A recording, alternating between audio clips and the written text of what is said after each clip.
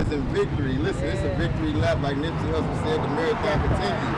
Listen, we down here at Free Nights and Weekends, man. I want you to go ahead and grace the platform. Tell us what we down here for. Let us know about y'all brand. You know what I'm saying? So go ahead and speak to that. What up, though, everybody? Once again, I'm Keisha Beers, a Victory, owner of the Rose in Detroit brand. And we are at Sunrise Detroit today at a pop-up. It's for the creatives, for the artists, for the vendors, and we just out here enjoying ourselves today. My goal is to get people well known with the brand because it's about to be up and non-stop, but up. Listen, let me ask you this to dive right into it, right? What made you come up with the concept of your brand? I was going through some shit. Damn. You know what I'm saying? Like, I was sitting on my bed one day and I was down, and I heard Tiana Taylor say, "A Rose in Harlem." You know what I mean? And I went immediately into my office and started working on the design for Rose in Detroit. So listen, with you going through the things that you was going through in your life, right? How can your brand speak to other people that may be going through these same different things that you was going through at that time? That part. See, we like to say that the Rose of Detroit is a brand that light honors light, and we are the fashionable salute. You know what I mean? So it don't matter if you're a big name, small name, whoever, if you're a bum on the street, if you got a story and you want to share it with the people, you want to get the message out, that's what the Rose of Detroit is about. We're here to highlight people and uplift our people. I'm here to nag workers of darkness with my light, period. Listen, you speaking truth to power right now, man. Listen, okay. So I wasn't expecting this. You was coming heat with this shit. You had a well thought out plan on how you want to lay out your brand and everything else. So let me ask you this. How long have you been doing this? Well, it's been a minute for my business in general because I've been stop, start. We've been through some shit. So we've been rebranding. Rose of Detroit wasn't always its own brand. It was a design at first. And then I seen how big it would be, and I turned it into its own brand. So Rose of Detroit is still a baby. We maybe, 1 year old or less. Oh, okay. Yeah. Cool. So let me ask you this. Because you were speaking that you at a pop-up shop now, we at a pop-up shop now. So are you an artist at heart? You know what I'm saying? So let me just ask you that. Yeah, I am, man. I swear. Actually, my homegirl that's across from us, we had a rap group years ago. Believe it or not, she dope as fuck. She a doctor now, but she spit like Foxy Brown. We've been at it since high school, but most definitely. Look, when Making the Band came to Detroit the very first time, I made it at the age of 13. But I was 13, so they had to cut my ass. But you know what's so crazy though? I love your energy. I love your passion. And that's the same thing that I try to do and highlight with Free Nights and Weekends. Like we try to give everybody a platform to be able to come and grace our platform, to be able to speak about their stories, because I know we not a monolith.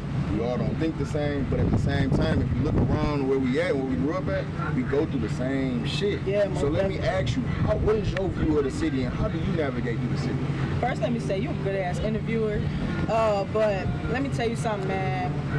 I'm full of passion, and I heard somebody say that passion is a mixture of love and anger, and that's how I feel about my city. I'm full of passion. Sometimes I look at the news and I feel like a fraud when it comes to Rose in Detroit because of all the bad shit that's going on. But then at the end of the day, I have to remind myself to sustain the fucking light, because if my light goes dim, then the darkness just takes over. So I love my city. I've been repping my city for so long. I'm 33 years old right now, and my goal is to get stake in this land. It's about blood, sweat, tears, and I refuse to let people come in from the outside to take over. But at the same time, I refuse to let our own destroy the place. Exactly. And listen, I feel like, and I resonate deeply with what you just said about passion being anger and love, right? Because you know what, my therapist had told me that. He said, man, oh, you say you that, if you get that rageful and you can get angry at, and do that type of thing, he said, well, you can love 10 people. I said, well, damn, how you know that? He said, because anybody with that much rage can love just as much. So I look at things from a total different perspective, and I'll be like, well, wow, we in a city where we have so much things, so many different opportunities here that we just don't take advantage of. And I feel like you said, not only, we're not gonna let the outsiders come in, because we've been in this bitch, like you said, she's 33, I'm 32, we've been in this bitch a while. So why would we let somebody else take over our culture where we created, like they said, Detroit is 86% black people. You understand what I'm saying? So we are the culture. You feel what I'm saying? I done lived different places. It's nothing like Detroit. You feel what I'm saying? We get it in, it's funky here. You feel what I'm saying? Plus, since the 1970s, we have had a black mayor. Just recently now, Mike Duggan came in and it's changed in the politics. So let me ask you this. How do you feel about the neighborhood and I want to say the regentrification that's going on, the gentrification that's going on around in our neighborhoods? I hate it, but let me look. You know the hood, Dexter, Vicksburg. Maybe last year I'm at my homegirls on Vicksburg and Dexter, and I see a white couple walking down the street with their dog. That told me that we're way beyond gentrification because they're that comfortable to walk around in the hood like that. And on Dexter, right? On Dexter. And my homegirl, she tell me, she say her and her family get calls all the time for people that want them to sell their property to them. Wow. So it's a real thing. I'm a former coach at Northwestern High School and a Northwestern graduate. I talked to my old coach there. He told me, he said, the team is horrible. They barely have girls because they feeling the gentrification in the neighborhood. Wow. People are leaving and moving out. And that's prime area right there, yes. Prime real estate, you know what I mean? So I'm hurt by gentrification, but also I'm trying to teach myself to continue to love all because I am not a racist. We have to learn how to coexist with everyone that comes in. I just have a pride thing when it comes about my city, you know. I don't like Captain Saving hoes, you know, when they come from other states and then want to come here and save our black kids. But gentrification is real. You can ride down West Grand Boulevard and you can tell. You know what I mean? I ain't saying that the hood had to be slums forever, but it is also our responsibility to invest in our neighborhoods to make them look like the way that we want them to look so outsiders won't come in doing that job. Let's buy the block and not move off the block. You understand what I'm saying? Because like we always like to say, man, it takes a village to raise a child, yeah, but it takes a village to raise everybody. You feel what I'm saying? We cannot have this separatist mindset. We got to think as a collective, and that's what I love. And it was so crazy. Yeah. I think great minds think alike because I was thinking the same shit. Because I've been kicking it with my boys, and I said, bro, we got to get it together. Dexter, Linwood is prime area. My auntie stayed right there on West Chicago between 12 and 14. Mm-hmm. Now them houses is 500,000, $1 million homes now. It's Boston Edison area, so right around the corner, like she's saying, Dexter, Linwood, Zone 8. Like, bro, if we got to get smart, we got to start being ahead of the curve instead of always procrastinating, being behind. You know what I'm saying? So. Can you highlight some of the good things that you like about the city? For sure. Man, you must be an Aquarius. No, I'm a Cancer. Okay. Detroit is something about us. We have a unique DNA.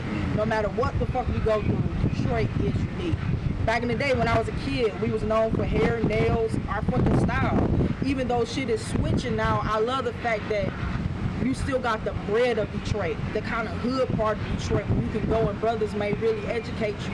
And then you got the other part of Detroit where brothers are starting to reform themselves, become more educated, become more entrepreneurial and doing different things. So I love the city as being open, we're being a mixture, and right now, shit, we blessed land.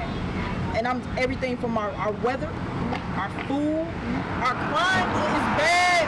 But we ain't like Chicago or Indiana, if you ask me. Right. Even our police officers, to me, I ain't got to worry about Detroit police killing us. And I'm still on edge because of what's going on in the world. For sure. But most definitely, I'm just grateful because it's still a fight in us. It's still a fight in the inner city people. And don't let nobody fool y'all and say Detroit is all bad, because if it was, we wouldn't have all this brighter skin come to the city. Okay. And they can keep coming as long as my car insurance gets lower. You feel me? Yeah. That part. Listen, man, we tapping in on a lot of different subjects and a lot of different things on this platform right now, man. I want y'all to go ahead and tap in. Make sure y'all check out her brand, buy some things from her, you feel me? Let me know where you at again.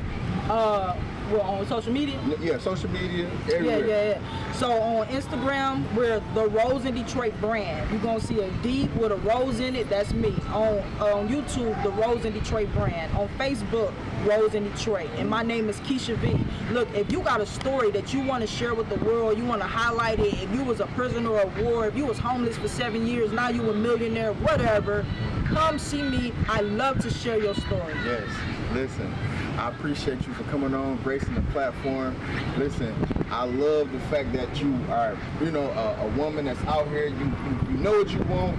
You know what your goal is. I like your mission statement, everything about what you're saying. I'm just meeting you. You feel what I'm saying? Mm-hmm. I think that we can connect and do some great things together because I love just to have, like you said, not only we can accept the outside, but I ain't gonna lie, I'm black first. I love everybody. But I love my people first. But I love, like you said, I gotta go with the home team when it comes out Detroit or anything else. Yeah. So hopefully, man, I hope that y'all tap in. I'm glad that you had the chance to come on the platform. You know what I'm saying, and be able to talk this thing with us. So listen, you got anything else to add to this, or give us a last word, or what you want to say? I believe that the Rose of Detroit brand will be a multi-million-dollar company. So I'm documenting my journey. You know what I'm saying? And doing that is for the purpose of rebuilding back our communities and reclaiming our stake in the land and in the ground, and to help shift mindsets. It's not all about the cars and the flashy jewelry. Of course, you know, I'm gonna stay nice, but first and foremost is our people and rebuilding. Exactly. Yes. Listen, if you can't feed your soul, you know what I'm saying, you can't feed nobody else. It's all start with the mind, man. Yeah. Weekends. Let's get it, man.